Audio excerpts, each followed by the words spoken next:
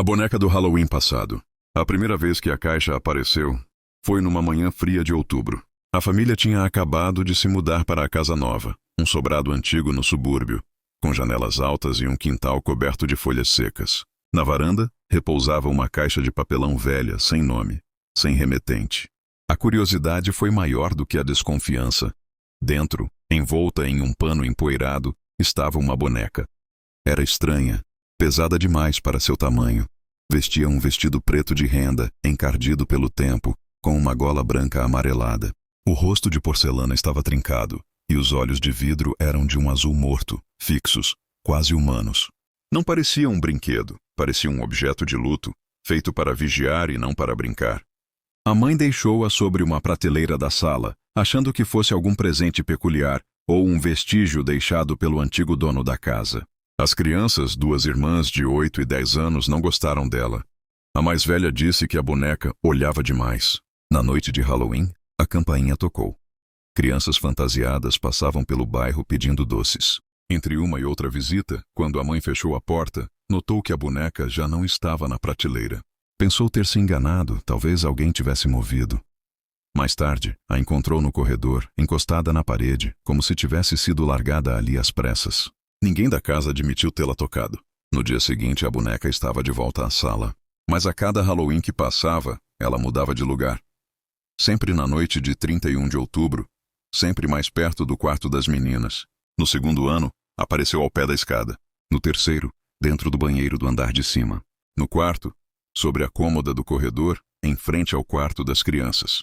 A cada vez a família tentava se livrar dela. Jogaram-na no lixo, queimaram-na, até a deixaram na beira da estrada. Mas sem falhar, ao 1º de novembro, ela reaparecia dentro da casa, intacta, como se nada tivesse sido feito. Os anos foram passando. A casa envelhecia junto com eles. As crianças cresceram, mas o medo não desaparecia. Havia algo naquele objeto que drenava a atmosfera, um peso invisível que se espalhava pelos corredores. O pai evitava olhar para ela. A mãe passou a trancar portas à noite, embora isso nunca impedisse a boneca de surgir onde queria. No 8º Halloween, a situação se tornou insuportável. A boneca apareceu no quarto das meninas, sentada à beira da cama, com as mãos pousadas no colo e o rosto voltado para elas. O silêncio era tão profundo que até o ranger da madeira parecia um grito contido. Naquela noite, as meninas juraram ouvir passos arrastados pelo corredor, embora a porta estivesse trancada. O pai entrou correndo quando elas gritaram, mas não havia ninguém. Apenas a boneca, caída no chão, como se tivesse sido empurrada. Foi nesse ponto que decidiram procurar a história da casa. Vasculharam arquivos na biblioteca local. Perguntaram aos vizinhos mais antigos. Descobriram que, décadas atrás, a residência pertencera a uma família que perdera a filha em circunstâncias estranhas, justamente na noite de Halloween. A menina fora encontrada morta no quarto com os olhos abertos e a mesma boneca, deitada ao lado. A polícia nunca esclareceu a causa da morte.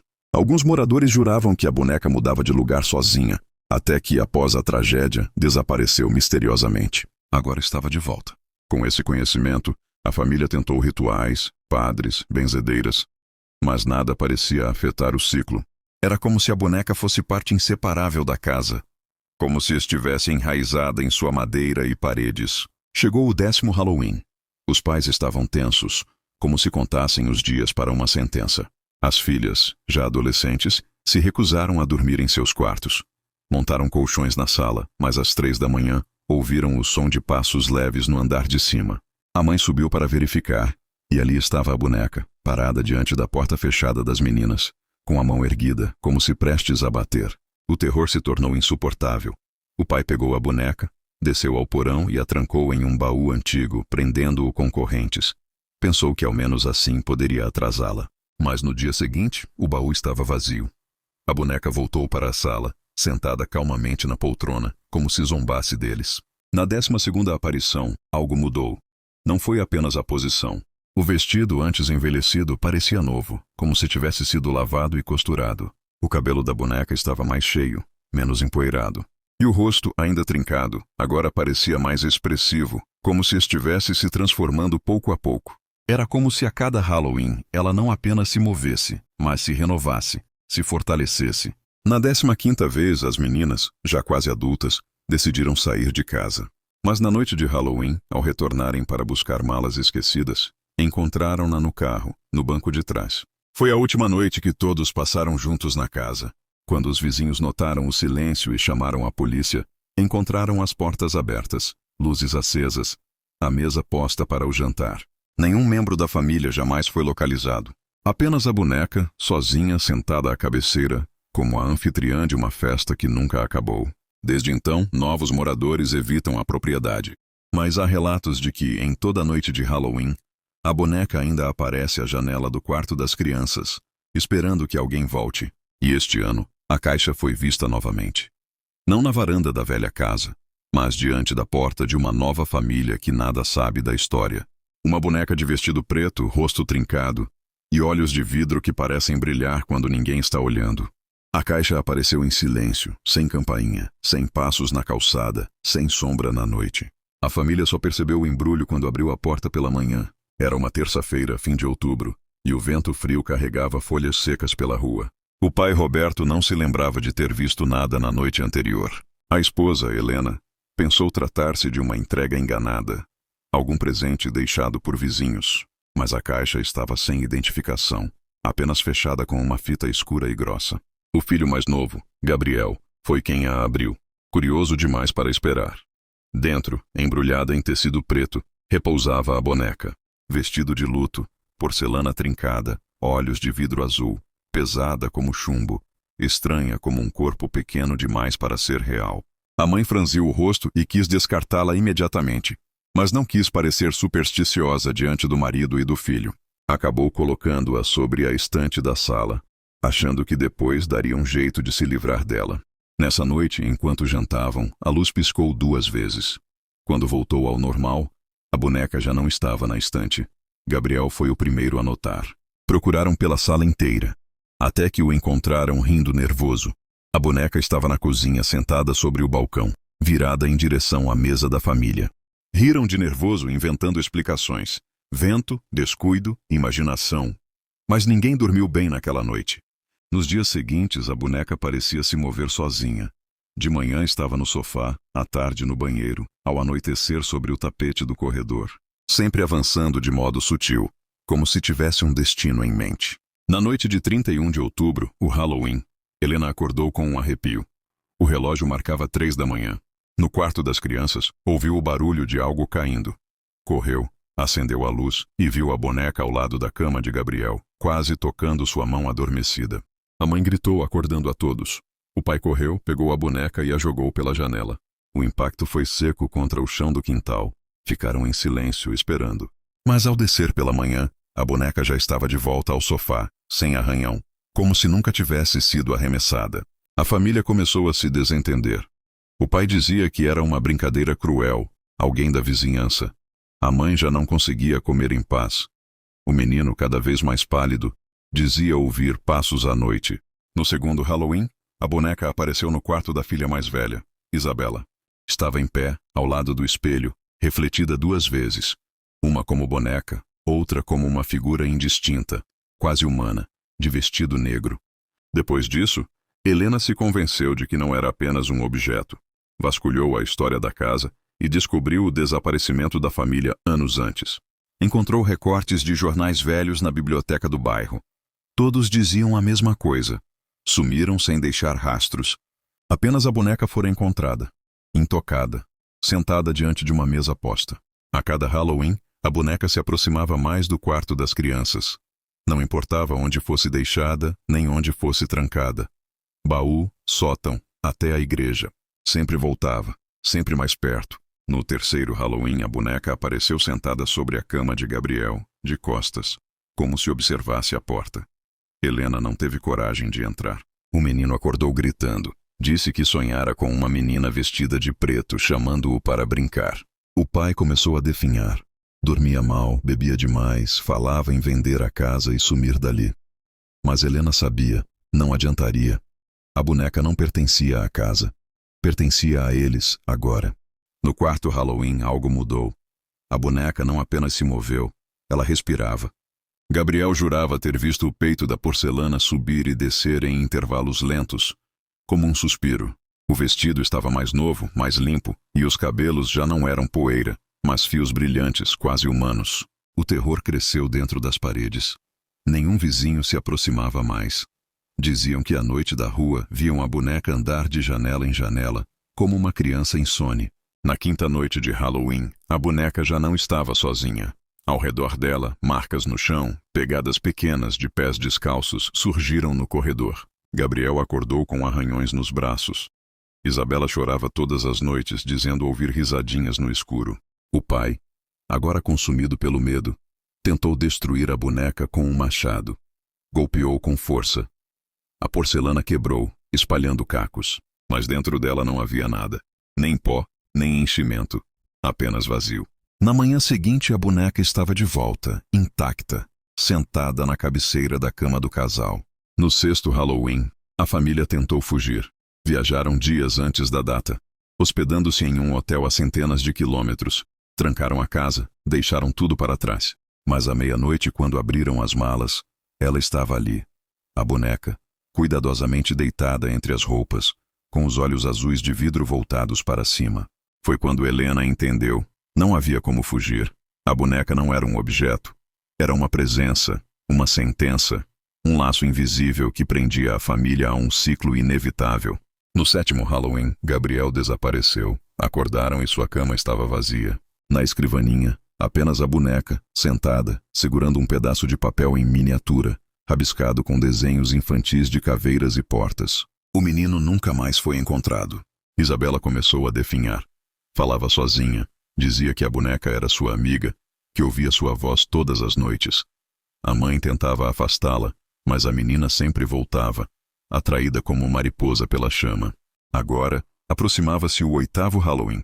A casa estava silenciosa. Helena, sozinha, via a boneca mudar de lugar diariamente, quase como se ensaiasse. O vestido negro parecia cada vez mais novo, o rosto menos trincado, os olhos mais vivos. Era como se a boneca estivesse se transformando, de objeto em corpo, de memória em carne. Na noite de 31 de outubro, Helena ouviu passos no corredor, não de porcelana, mas passos pesados, ritmados. Foi até a porta do quarto. Não havia mais boneca. No lugar dela, uma menina. Vestido preto impecável, cabelos longos, olhos azuis, vivos, mas mortos ao mesmo tempo. Sorriu sem mostrar dentes. E atrás dela, nas sombras, Helena jurou ouvir risadinhas de mais crianças. Muitas. Como se não fosse apenas uma boneca, mas um exército silencioso que esperava o momento certo para voltar. Na manhã seguinte, a casa estava vazia. Sem móveis, sem pessoas, sem vestígios. Na varanda, apenas a caixa de papelão.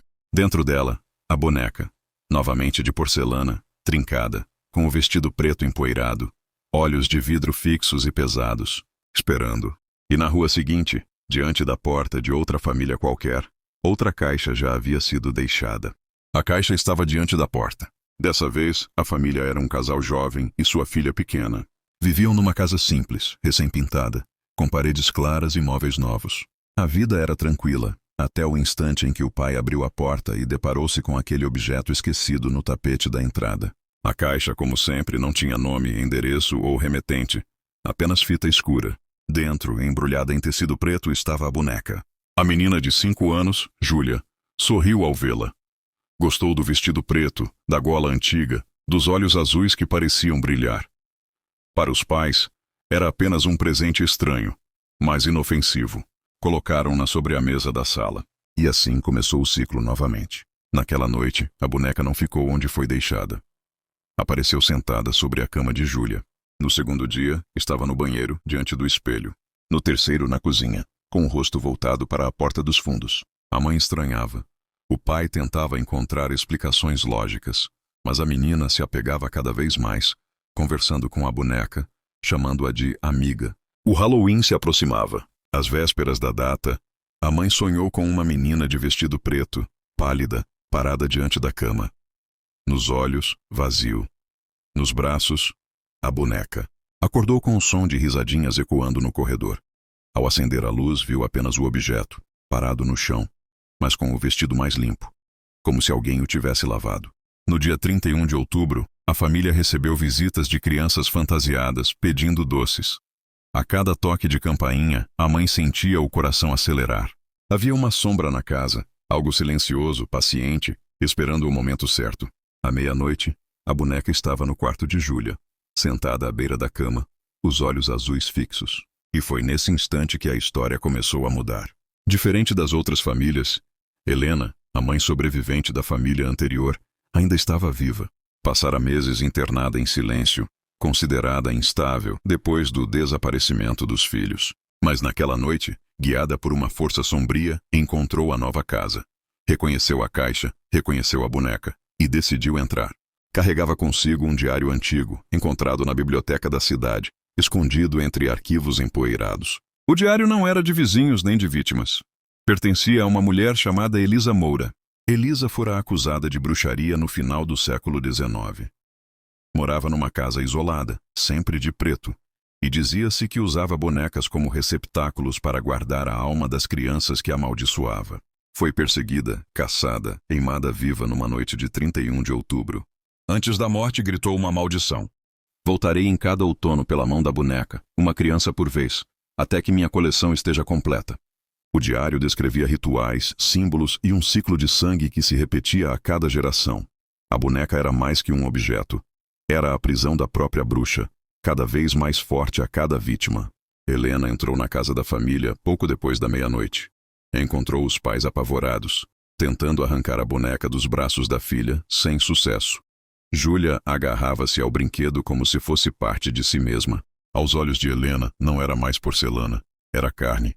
A boneca pulsava, respirava. O vestido negro estava vivo, como pele costurada. Os olhos de vidro já não eram de vidro. Moviam-se seguindo quem estivesse por perto. A bruxa estava quase desperta. O diário descrevia apenas uma forma de romper o ciclo. Devolver a boneca ao fogo de onde veio, num ritual conduzido na noite exata de Halloween, às 3 da manhã, a mesma hora em que a bruxa havia sido executada. Mas para isso, era necessário algo em troca. Um sacrifício. Helena sabia desde o início, mas não tinha nada mais a perder. No quintal acenderam a fogueira. O vento frio soprava com força, carregando folhas secas como espectros rodopiantes. A boneca contorcia-se nos braços de Júlia, que gritava e chorava sem querer soltá-la. Quando o relógio marcou 3 horas, Helena arrancou a boneca à força. Por um instante, os olhos da menina brilharam de azul, como se a bruxa já estivesse dentro dela. Helena não hesitou. Segurou a boneca contra o peito e entrou na fogueira. O fogo rugiu, iluminando a noite. A boneca gritava sem boca, um som agudo e metálico. O corpo trincava, quebrava, derretia. E junto com ela, Helena ardia, em silêncio, olhando para o céu. As chamas consumiram tudo. Na manhã seguinte, os vizinhos encontraram o quintal coberto de cinzas. Não havia corpo, não havia boneca. Apenas restos de tecido preto queimado e o diário carbonizado, aberto numa página manchada. Se uma vida for entregue no lugar da criança, o ciclo se encerra. A boneca deixará de vagar. A bruxa ficará sem corpo, mas o preço será eterno. A alma do sacrifício será a guardiã da prisão, para sempre. A família sobreviveu. A filha nunca mais falou da boneca. A casa permaneceu em silêncio, mas em algumas noites de Halloween, quando o vento sopra mais forte, vizinhos juram ver no reflexo das janelas uma mulher de preto segurando uma boneca carbonizada nos braços. Seus olhos não são mais humanos. São de vidro e brilham no escuro.